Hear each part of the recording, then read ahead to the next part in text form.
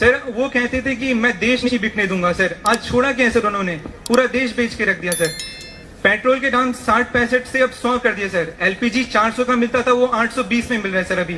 तो सर ये वो फिर बोलते कि बहुत हुआ है महंगाई की बार, अब की बार ये सर, ये सारे वादे कहाँ गए सर उनके? भैया ये तो आप उनसे पूछिए, मुझसे सर वो आते ही नहीं सर, एक भी प्रेस कॉन्फ्रेंस नहीं किया सर आज तक उन्होंने। वो नहीं करेंगे, वो कभी नहीं करेंगे सर, हमें भी पता है सर, वो बहुत डरते हैं सर। भैया एक बात बताओ, जो चोरी करते हैं वो प्रेस कॉन्फ्रेंस करेंगे कभी? कभी नहीं सर, कभी नहीं। जो चोरी करेगा ऐसे आके खड़ा हो सकता है क्या? कभी नहीं सर, कभी नहीं हो सकता। तो नहीं आएंगे वो, चौकीदारी चोर है सर। आप वो आने वाले नहीं है वो भैया देखो अब वो अपने घर में रहेंगे। सर मतलब आपने जैसे बोला कि हम दो हमारी दो की सरकार है सर, ये बिल्कुल आप बिल्कुल एकदम 100% श्योर है सर इस बात पे? उन्होंने रेलवे भेज दिया सर, एयरपोर्ट भेज दिया, रेलवे भेज दिया, सी पोर्ट भेज दिया, हाईवेज भेज दिए सर। अब बोल रहे कि टोल टैक्स भी भेज देंगे। अब उन्होंने क्या क्या किया सर, LIC तक भेज दिया। अभी भी कल ही 80,000 लोग प्रोटेस्ट करे थे उसके लिए। सबसे बड़ी सेल ये ट्राई कर रहे हैं। हिंदुस्तान का जो कृषि का सिस्टम है, एग्रीकल्चरल सिस्टम, ये इसको बेचने की कोशिश कर रहे हैं। ये जो 3 कानून बनाए हैं इन्होंने, कृषि कानून, ये हिंदुस्तान के किसानों का जो धन है, जो आमदनी है, उसको छीनने का तरीका। ये सबसे बड़ी सेल है। इसको आप प्राइवेटाइजेशन नहीं समझ रहे हो, मगर ये प्राइवेटाइजेशन है।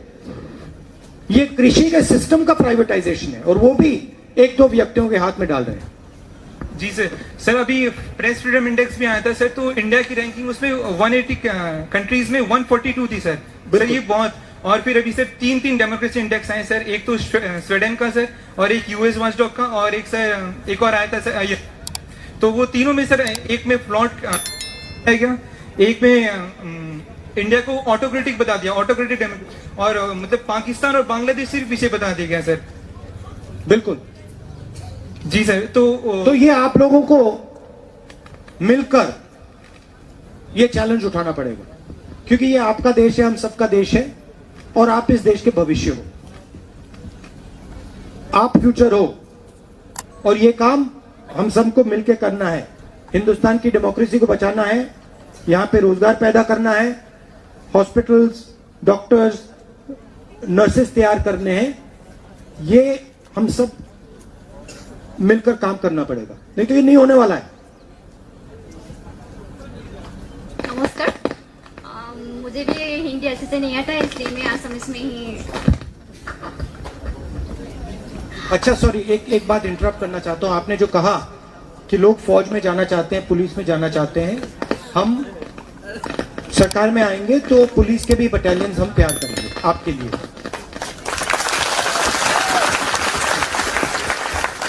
बताइए। আমাৰ এতিয়া যেতিয়া আমাৰ বিভিন্ন সম্পদ অসমৰ বহুত প্ৰাইভেটাইজেশ্যন কৰি দিয়া হৈছে, আৰু সেইকাৰণে মানে আমাৰ এতিয়া আমি যিসকল আছো, আমি মানে নতুন প্ৰজন্ম সেইসকলৰ লগত যথেষ্ট প্ৰভাৱ পৰিব বুলি আমি ভাবো। কিয়নো আমাৰ শিক্ষাৰ ক্ষেত্ৰত বহুতো ব্যক্তিগতকৰণ কৰা হৈছে, যি কাৰণে আমাৰ কিছুমান মানে নিম্ন পৰ্যায়ৰ ব্যক্তিসকলে সেইসকলৰ শিক্ষাৰ খৰচসমূহ আমি উঠাব নোৱাৰে, যাৰ কাৰণে বহুতো ছাত্ৰ ছাত্ৰী শিক্ষাৰ ক্ষেত্ৰত বঞ্চিত হৈছে। তাৰ কাৰণে আপুনি কি ভৰসা দিব বা কি ক'ব? सर ये बोल रहे हैं कि अभी जो बीजेपी सरकार के समय में जो हम लोगों का प्रॉपर्टी है वो लोग प्राइवेटाइजेशन में दे दिया है, अदानी अंबानी को दे दिया गया है, उसकी वजह से आने वाले जो यूथ है हम लोग के ऊपर असर पड़ रहा है। वो बोल रहे हैं कि एजुकेशन सेक्टर भी वो लोग प्राइवेटाइजेशन में अभी दे रहे हैं, तो इससे फाइनेंशियल प्रॉब्लम में अगर ऐसे ही हम लोग का प्रॉपर्टी एजुकेशन सेक्टर अगर प्राइवेटाइजेशन में चले जाएंगे तो हम लोग का जो एडमिशन रेट है वो बहुत हाईली हो जाता है। हम लोग का जो फाइनेंशियल प्रॉब्लम होता है लोगों को, वो लोग कैसे आने वाले वक्त में सर्वाइव करेंगे? बहुत बड़ी समस्या है, क्योंकि एजुकेशन जो होता है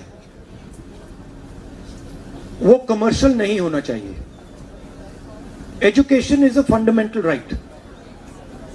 एजुकेशन गरीब से गरीब व्यक्ति को मिलना चाहिए। और एजुकेशन का मतलब खाली कमरा नहीं होता है, high quality education, high quality teachers, वो यूनिवर्सली देना चाहिए। और अगर हम इतना प्राइवेटाइजेशन कर दें तो ये हम कर ही नहीं पाएंगे। इसलिए हम रिकॉर्डिंग नहीं किया, इस प्रकार के प्राइवेटाइजेशन के खिलाफ हैं। आज देखिए, मैंने पार्लियामेंट में हम दो हमारे दो की बात की। दो लोग सरकार में और दो लोग सरकार के बाहर मिलकर हिंदुस्तान को चला रहे हैं। एक व्यक्ति को हिंदुस्तान के सब एयरपोर्ट दिए जा रहे हैं।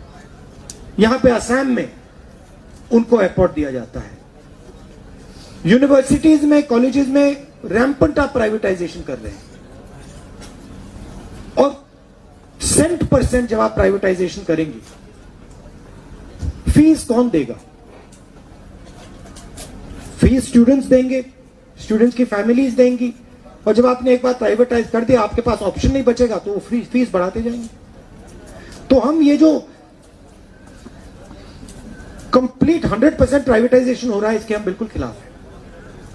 प्राइवेटाइजेशन की जगह है, मगर सब चीजों को प्राइवेटाइज नहीं करना चाहिए। जो एजुकेशन जैसी चीजें हैं, हेल्थ केयर, स्वास्थ्य जैसी चीजें हैं, उनमें पब्लिक सेक्टर का रोल है और रहना चाहिए। तो हम लड़ रहे हैं बीजेपी से। वो पेट्रोल कंपनीज को प्राइवेटाइज कर रहे हैं, एयरपोर्ट्स को प्राइवेटाइज कर रहे हैं, सब कुछ प्राइवेटाइज कर रहे हैं। अपने मित्रों को हिंदुस्तान का धन दे रहे हैं। हम लड़ रहे हैं, लोकसभा में लड़ रहे हैं, राज्यसभा में लड़ रहे हैं, और असम में हमारी सरकार आएगी तो हम जरूर लड़ेंगे।